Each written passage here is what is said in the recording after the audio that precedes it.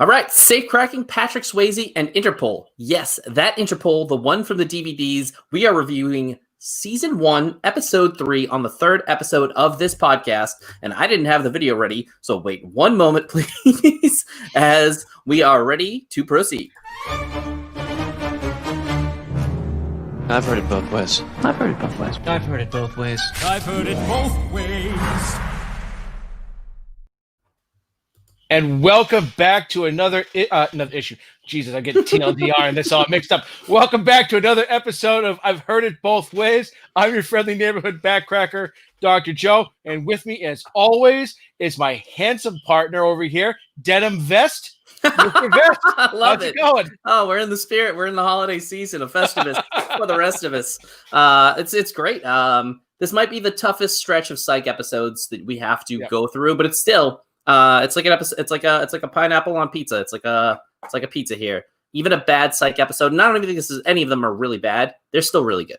Yeah, I rewatched this twice. I watched it last night as I was sort of taking my notes, and then I rewatched it today to make sure I didn't miss any of the gags. And it's a good episode. It's not one of my favorites from this season, but you're dead on with this being a little bit of a stretch. And then we get some real humdingers.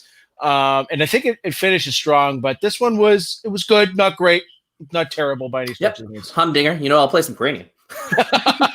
Fucking love that game. So let's get this party started. I'm gonna make sure my comments are on. So hopefully, as always, we're gonna start with a holla, end with a creamsicle, and then we're gonna go little Thundercats. Oh! So why don't you kick us off, Joe? Yeah. I put the horse in front of the cart there, or the cart in front of the horse.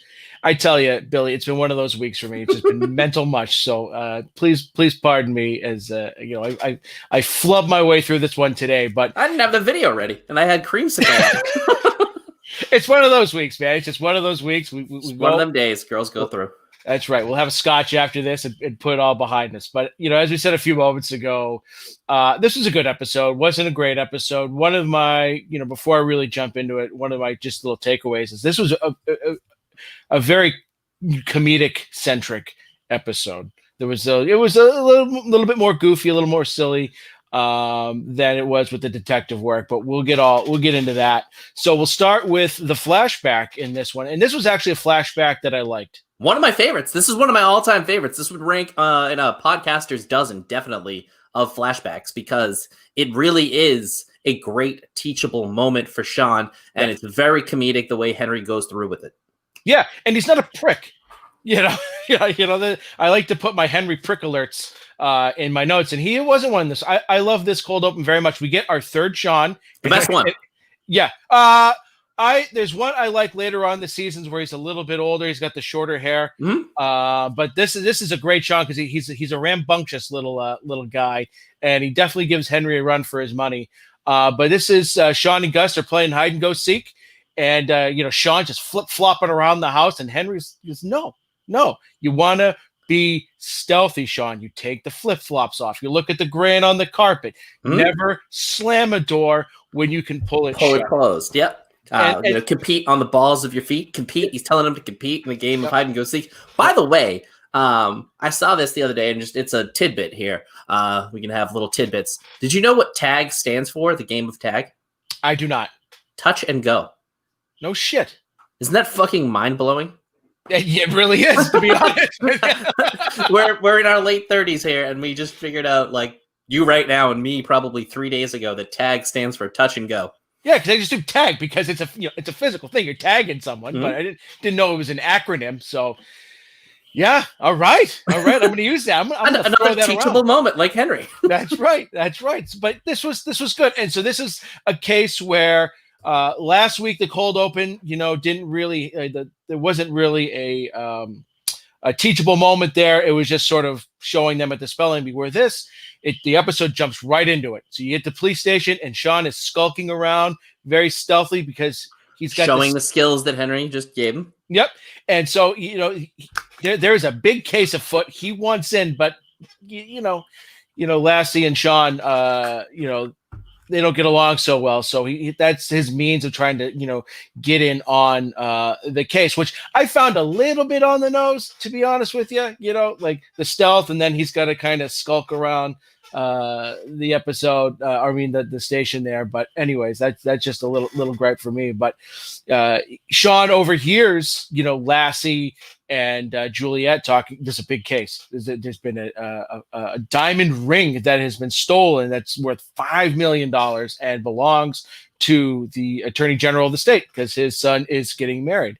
So Sean wants in. That's big news. But Gus is there to subtly remind Sean, right? We've already got a case. Oh yeah, that one. You weren't falling asleep through that one. And Sean just goes, with that lame case, I solved that one already. I want to do this. And well, actually, it's a great moment with that case when she comes up. Chief Vic, that is, and says, what are you guys doing here? I thought I told you to wait in my office. And then Sean goes, I want in on the ring case. And then she goes, solve the case I gave you first. He flips through the pages and in 1 second figures out it's the secretary stealing the computers. And then Gus has to remind him because he's still early on in the psychic thing that he's not being psychic. And he elbows him. And then he does like the writing thing with his hand to make it like, oh, it's in the ink. It's in the ink. Yeah. And then he knows he solved it, but she still, until it's closed, won't let him get in on the ring case. Right, and this comes in, a little bit later on. So, Sean, he really wants it. So he's again skulking around the police station, and he sort of barges in, walks into the interrogation room where the bride and groom to be, along with the bridesmaid, are they're about to give their statement to Lassie, and they got the big board with all the stuff. So Sean's trying to glean information here, about the case, which he can try and use as a psychic vision down the road. And Sean does what he always does. He's very charming, and he's able to impress everyone in there to try and see if he can get in the case that way, and he does because they invite him to the wedding. Oh yeah, and that's what he's so good at, and it's so tropey throughout the show that he's in the hospital when the guy from the Spanish soap opera gets poisoned and he's sick, and they're actually friends and family. They're the only ones allowed to be here, and even in that episode, they're like, how does he make friends so quickly? But it's just like his nature, and they do a really good job of showing him as this affable guy, and they immediately invite a random dude who walked into a police station to their wedding. Yeah, and that's one of the great things about Sean's character that I love is he is so charming, but he's very relatable, and he's just people love him, right? He, like you said, he makes friends wherever he goes, and so he gets invited to the wedding. Lassie catches him in there, and this is a very aggressive Lassie. Oh yeah, big time. He's going to throw every book he can find at him. Even but what if you find the Bible? He can throw that. Seems a bit sacrilegious, doesn't it? But he grabs him, right, and throws him up against the wall, big time. Right? He is aggressive with him in this episode. And early on, I think they realized they might have to dial it back a little bit because it's super aggressive between them two butting heads early on. And I think we talked about this before the show. Juliet's pretty much useless in this episode. Yeah, very much. Which they're probably still trying to flesh the character out a bit. Yeah, very much so. Because she has a terrible line where it's like, I wrote a paper in college about PR reports, and it's like, what are we doing with her? We got to get her going, and we do it a little bit later in the episodes. Right. So especially right in the meat potatoes there, the episode. So this was a pretty intense moment that we don't typically get on this show because, like you said, we don't typically see Lassiter get this aggressive. We see them butt heads plenty of times, but this was a little nuts. So, like I said, this is a very comedy centric episode. This is where we really start to get into it. And this is one of those episodes too with Lassie, when he's involved in a big case, he gets a little nuts. Yeah, right? He's got the hiccups, or what does Sean call it? He's got the yips. He yips. Yeah, he kind of always says the wrong thing, always does the wrong thing. I mean, when he's talking to the attorney general there, he's like, I'm on it. He's like, no, you're not. So it's a very, Lassie's trying to prove himself because, Sean just walks in and solves the case while he's the, head detective of the police department. And he's always kind of being one-upped at every turn by Sean. And my favorite thing, I'm sure we're getting to it now, is him in the elevator shaft.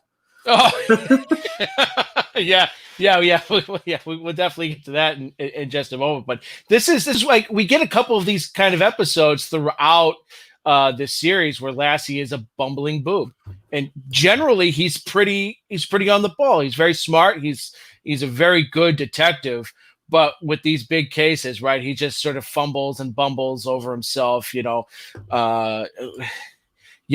my one of the funnier parts is at the hotel, right in the hotel where Lassie's giving a briefing, and Sean's up in the vent. Mm-hmm. Right. And Lassie's giving this sort of, Ocean's 11 type scheme of how, the ring might have been stolen, how they made an exact replica of the room. Right. And Sean's laughing. And then who's laughing? And then Buzz says something. That does seem a bit far-fetched. Yeah. And it's like, well, if you're so good at fetching, why don't you go fetch me a coffee? And like Lassie he even goes like, what are you doing here? And he's like, well, you told all of us to come here. So they're showing up at every turn. I guess this is Juliet's one moment where she's like, it does seem a little bit elaborate for, this ring to be stolen. So it's they really do a good job of making Lassie like a big bad wolf kind of guy who is, in this episode, definitely not on his game. Yeah. And, I think the other one where it happens is Lassie. I think it might be with the dinosaur one. Lassie's a little bit of a boob in that one too, but I love it when Lassie's like this because he's just all over the place and he makes a really good foil, for Sean. And so we get another running gag throughout this series where Gus is at work and Sean calls in a family emergency. And this one is with the tabby. His cat breaks the leg, right? Yeah. and Gus is, so a woman that he works with comes in and says, oh my God, you got to call your cat's at the vet. He's got a broken leg. And Gus is just, yeah, okay. And he's doing his work and she's like, aren't you going to go? No. The cat will be fine. I got work to do. I understand that you're overtaken with grief, but you don't do anything you're going to regret later. Yeah. And then another woman comes in, and then another woman comes in. He's not going? Yeah. And this might be my favorite part of the episode is when Gus finally decides to leave. He's walking out. He sees Sean, sitting on the blueberry, and he's like, Sean, we're not getting involved in this case. And he goes, but I can't. What does he say here? He goes, "Oh, but the case involves a Hydra 700 safe." Hydra 700 is out. This is a safecracking case. Yep. Did you say the 700? That's impossible. Nobody can crack that safe. And so now Gus is in. Right? Oh yeah, he's in big time. And another little nugget I love is I couldn't even have a boy cat. Well, that wouldn't serve my purpose for the next time that I call when Mrs. Pickles is having kittens. Yeah. So it's like they do build in those little things really well. I love the Gus getting scammed out of work by Sean. It happens over and over again. Yeah. Another one of the little trope things that they kind of stopped because I think they realized it's not feasible for Sean to kind of stumble in cases like the police officer. He does that again in season 1 with like the tennis guy. So they kind of learn, I think, from these early episodes and really build it well into the next, like even at the end of this season, I think you're really seeing some strides from these first few episodes and even just the building of the case. Yeah. And it happens. One of my other favorite ones is his grandmother. Gus is at the trust camp, right? Or, and, the team building thing. And, oh, your grandmother broke her hip. What is she doing? Gymnastics and whatever. Yeah. What is a 67-year-old woman doing teaching line doing attending line dancing classes with a broken hip? Yeah. Attending. She was teaching. Yeah.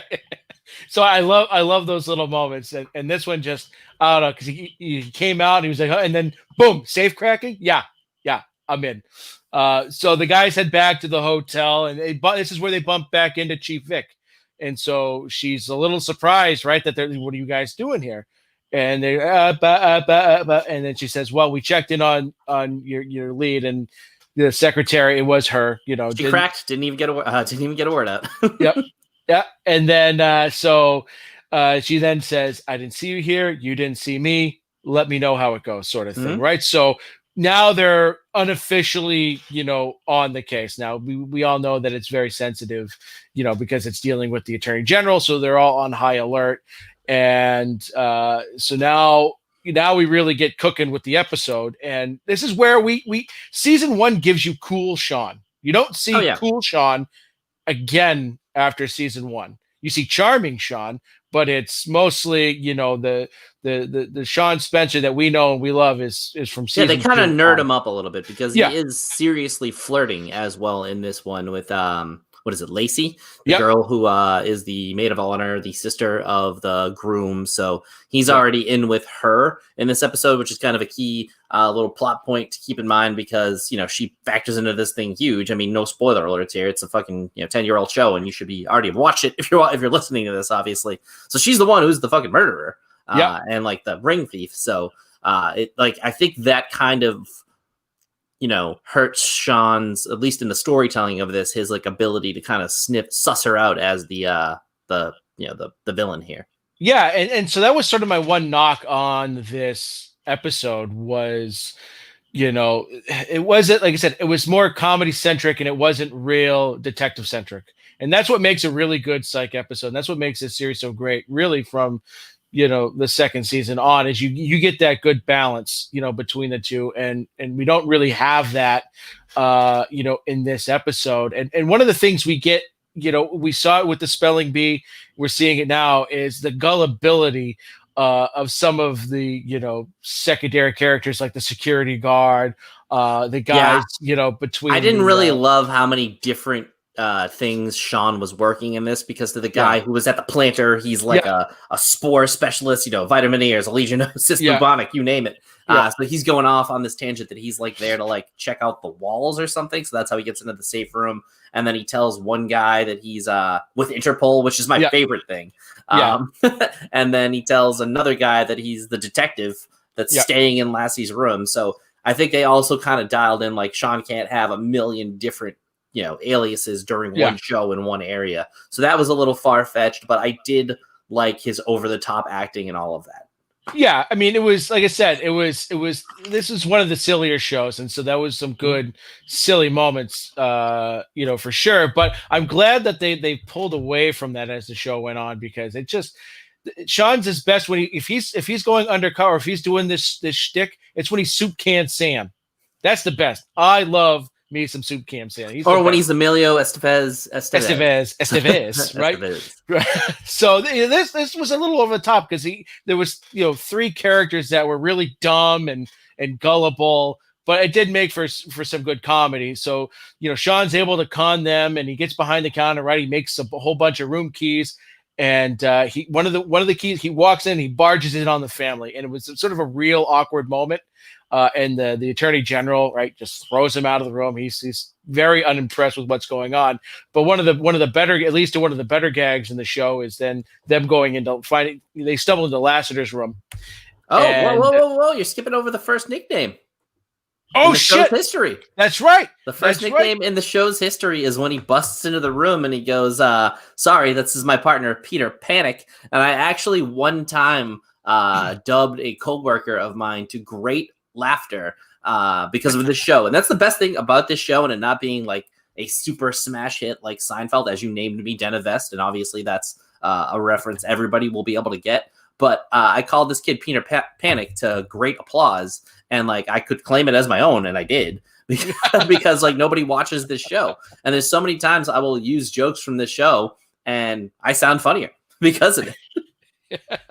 Yeah, because I went through after, and I looked it up. When was the nickname, and so I have I did put in there, but yeah, so Peter Panic, and but I love when they break into Lassie's room, right, and so this is where we get one of those another gullible characters coming in, the bellhop, and he kind of gives them information about how when Lassie's going to be there, so they kick back and relax, and they order a shit ton of room service to his room. And so that's a good gag, between the two, which then comes back, at the end of the episode when Lassie goes to check out. He's got a $1,600 room bill for, a modest room with a double bed. Yeah. A junior suite with a, queen size bed. And so they get some information from there. And then they Sean and Gus, all right, we can't move around here because there's cops and security everywhere. What are we going to do? They're going to go back up into the vents, and this is where they get to the dumbwaiter. Mm-hmm. And they open up the dumbwaiter, and there's Dietrich Mannheim. I love that name. Oh, you beat me to it. Dietrich Mannheim. big bold letters wrote that name down. So now they got a murder case on top of just a stolen ring case. And this is sort of the show's kind of goes and fast forward from this point on, because then they find the dead body, and then we're 2/3 of the way through the episode now, and they still have to flesh everything out and still figure out who took the ring and all that. So Sean decides he's going to try and get some information by hosting a bachelor party. And where does he do it? In Lassie's room, because he's not there, because now he's all over the case of the murder, which is a way bigger deal than missing $5,000 ring that's already insured anyways. Yeah. So it kind of kicks into, I would say, high gear, and the bachelor party is pretty fun. You learn that some guys are stealing cables, but not stealing cable and stuff like that. But none of these are gateway crimes to a diamond heist and a murder. So they move on to the bachelorette party, where you get probably one of the most iconic scenes that they show over and over again in this show. Yeah, and that is, so that's Sean and what's the girl's name there? Lacey, yep. Right? They're flirting. They go out into the hallway, and so she's you can tell she's a little uptight. And there's the case with all the bouquets, and she tries to open it, but it's locked. And Sean even mentions, what's so special about these flowers? Yeah. And she goes, she kind of says offhand, I bet you could break into that. And then this is where you get that iconic scene of Gus coming right down the hallway with whipped cream on his head and chest. And he's like, we got to get out of here, Sean. I think I just got a lap dance from Patrick Swayze. Like what? Like an impersonator? No, I think it was Patrick Swayze. No, I think it was real Patrick Swayze. But like the shot of him just like walking out, stopping, and turning around with the shaving cream like as like a bald like head was hilarious. That's one of like the shots that they used in the open going forward for a very long time.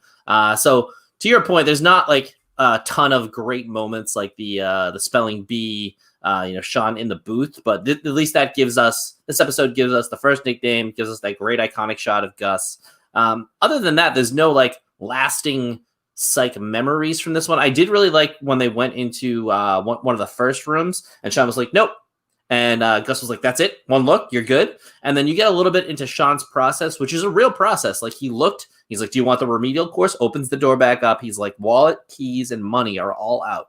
Yep. That is a trusting person. That is not a criminal. A criminal is, super protective. They wouldn't keep their valuables out like that. So I did like that little nugget. I really like when they get you into his process of how he like eliminates people, or why somebody is lying, all of the little tells, or what makes somebody kind of a criminal, because then you can apply like that's a real thing. Like if you leave your like wallet out, you're probably a less you're not as like a protective person like that. And these are the things that this is the Henry influence. Right? Because as much as I like to call him a prick and all of that, and as much as those two butt heads, things did stick, right? We saw that from the cold open and into the beginning of the show with the how to stealthily move around the room. So it's these things that make a real good detective that Sean has, it has soaked into him, and he applies, and you even got that in the beginning with the stolen laptops. He said, the signatures don't match. He was able to quickly look at it and see that someone was forging the signatures. It's the same as the secretaries, right? And the other thing is another trope is all of his jobs. I think we've gotten a job reference. Each one is he's like, I spent that weekend working at like a Ramada Inn or whatever it is, so he's able to make room keys. So like he has a lot of different experiences. I think this is one of the few times that like his job experience comes into play, but it's a joke that happens in almost every other episode. Right, there's the hot dog. Did he drive the Wienermobile? Yep. So there was. Again, we're still fleshing the show out and what it's going to become. But a lot of the tropes that we saw in the pilot, that we saw last week, that we're seeing this week, still, they apply and really go on to make the show, what it is. And so we sort of flash forward to the wedding day, and this is my one gripe. But it's kind of a big one, is that what I love about the show is we just talked about the process, but then getting the reveal, right? And it was really, really quick, right? We didn't see that. Like usually we get this suspect. Nope, that didn't pan out. We get this suspect. that didn't pan out before we get, to the real culprit. And this, it was just, he picked up on a couple little things and that was it. And the reveal that we did get was overly drawn out. So we're at the wedding at the hotel, and then Sean's like, oh, Gus says, Lassie and Juliet walk in. Gus says to Sean, oh, they're here for you. And he goes, that's okay. I'm about to solve the case. And then Gus says something and Sean goes, oh, and that's when he had his moment. It was kind of about like the girlfriend, his girlfriend freaking out about the flowers. And then he kind of puts it together. You're right. There's not a ton of detective work in this thing. He kind of like, they give you the pieces of the story and it makes sense. Like if you were the female in, a family and your brother gets married, like why is he getting your grandmother's ring that's worth $5 million?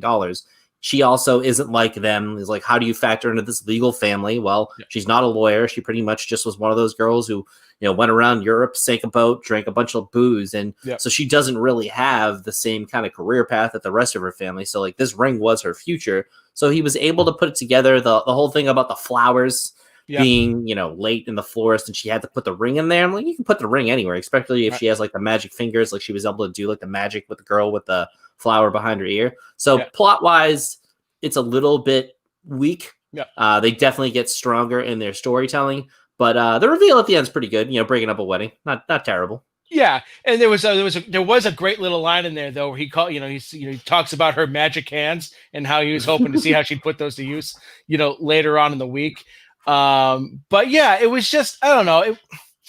It was just, it was too like convenient and simple and easy. It felt like it was just sort of thrown together and they stretched that, him doing his whole thing was a little long. And I feel like, okay, we got to stretch this episode a little bit to make sure we hit the time here. But with that said, it wasn't a terrible episode. Am I using enough hand gestures for you, Mac?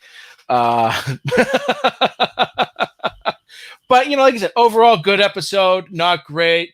And I agree with my wife. Skinny Sean stinks. Give me fat, nerdy Sean any day of the week. Yeah, I mean he is like too cool for school Sean in this episode and pretty much this season. I think as they go on, he kind of gets a little bit more honed into his character. As we go a little further, he makes fun of Gus a little bit less for his idiosyncrasies because he has so many of his own.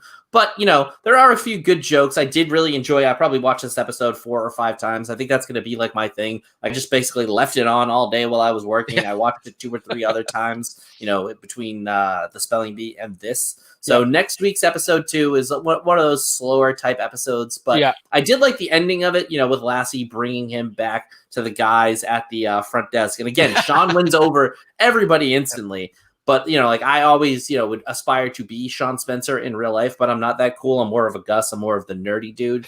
But, he's like, is this him? And like, he like looks at the guy from like over his shoulder and like, he gives him the wink and the nod that like, hey, that like, just, let this guy go. He's a good guy type of thing. So he gets out of the whole thing with Lassie. So overall, it's not an episode I rewatch a lot, but I still, because it's me and now I'm doing the hand gesturing too. Great for an audio medium here. But, it is an episode I'll go back and watch because it's right after the spelling bee, which is a great episode. Yeah. So if I were just going on the 3 episodes that we've done so far, the pilot, the spelling bee, and this, I think this one is my least favorite.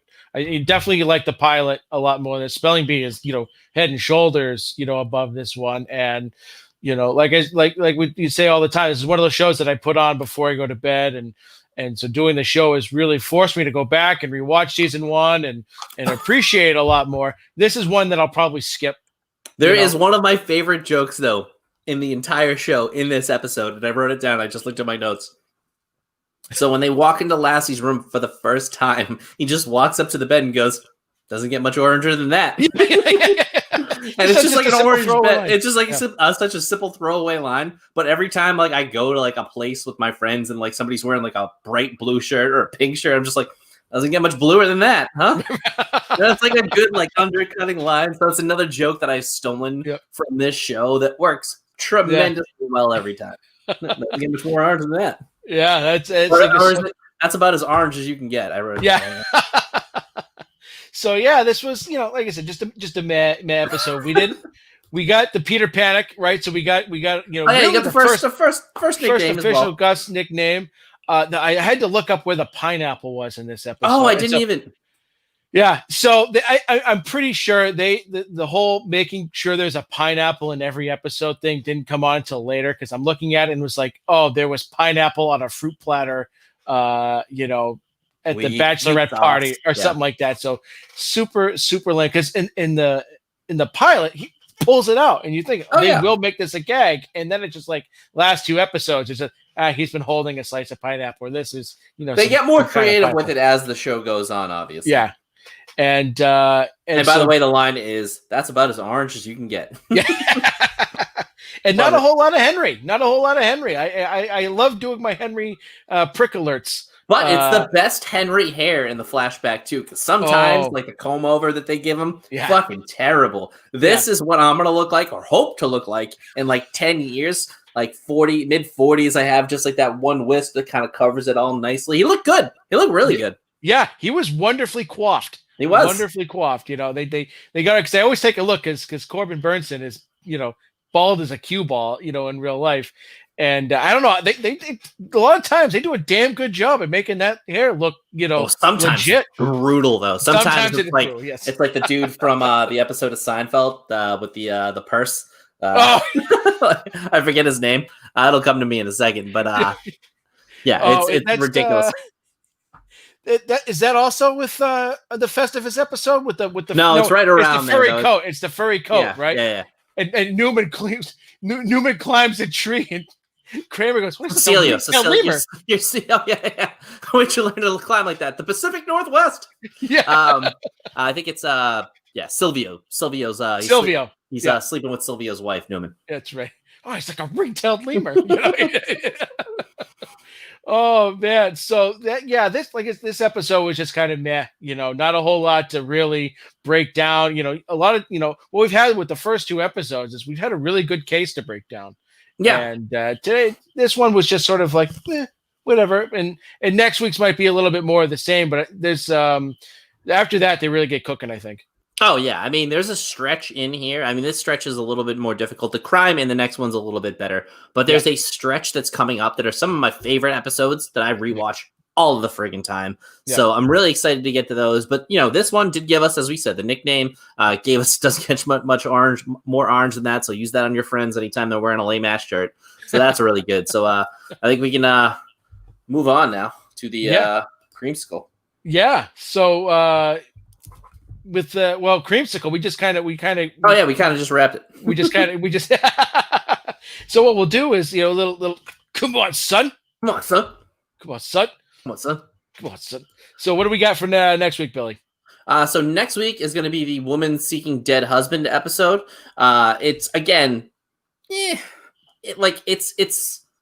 enjoyable, obviously, but when you're comparing it to other psych episodes, it's not one of the creams of the crop. I would probably rank it maybe a little bit higher on this one. I didn't rewatch it a lot until recently when I started rewatch this all the time during quarantine. This is one of the ones I skipped over during my rewatches, or just kind of started it in the middle of season 1. But there are some really good jokes. The Wilcrofts, the wife. We'll get into all that next week. But there are some good hidden gems in here as well.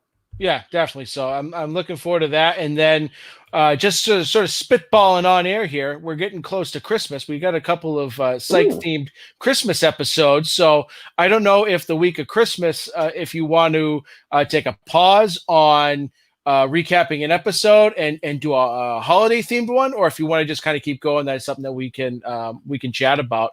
Something I gave a thought to earlier today.